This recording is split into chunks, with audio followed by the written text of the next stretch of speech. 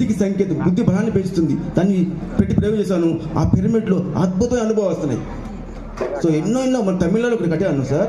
ఆ పిరమిడ్లోకి ఛానల్లా తయారంత గ్రహాంతర వాసులకి. సో ఆ ప్లేట్స్ ఆ పిరమిడ్ ద్వారా వచ్చి భూమండలం ట్రావెల్ చేస్తానంట. పిరమిడ్ అంటే సమయద్వారము అనే విషయాన్ని గ్రహించాను sir. Okay, thank you. Goshala pyramid కూడా మా తపోవనంలో ఆయనే కట్టారు. డిఫరెంట్గా ఉంటుంది అది. సో ఒకసారి అందరూ ఆ పిరమిడ్స్ని చూడండి. తర్వాత మనం ఆచార్య శ్రీనివాస్ గారి దగ్గరికి వెళ్దాం. వీరు ఒక టైటిల్తో ఒక అద్భుతమైన ప్రాజెక్ట్ మొదలు పెట్టుకున్నాడు. జీవించు జీవించనివ్వు.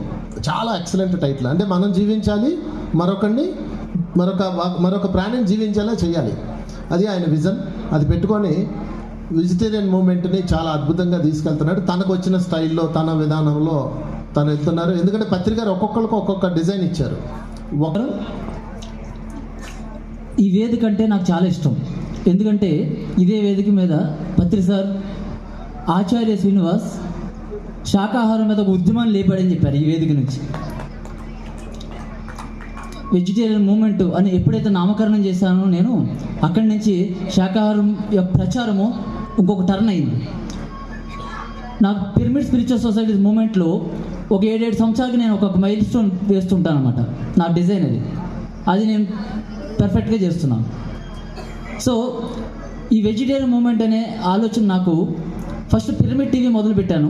ఎప్పుడు 2018 సంవత్సరంలో పిరమిడ్ టీవీ మొదలుపెట్టి దాన్ని పత్రిసారి ఇనాగరేషన్ జరిగిన తర్వాత రకరకాల కారణాల వల్ల పిరమిడ్ టీవీ ఇంకొక టీంకి అప్పచెప్పి నేను బయటకు వచ్చేసాను. అప్పుడు అది టీఎంసీగా పరిణామం చెందింది. నేను ఖాళీ అయ్యాను కదా, అప్పుడు మనం ఏం చేయాలి, ఇంకో ప్రాజెక్ట్ కావాలి కదా. సో అప్పుడు నాకు అత్యంత ఇష్టమైంది, నేను గట్టిగా చెప్పేది శాకాహారం.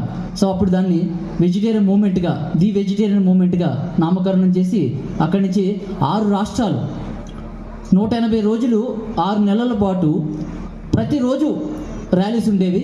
ఎంతమంది ఉంటే అంతమంది. 4 ర్యాలీ చేసాము, 8 మందితో ర్యాలీ చేసాము, అలాగే 2000 మందితో కూడా ర్యాలీ చేసాము.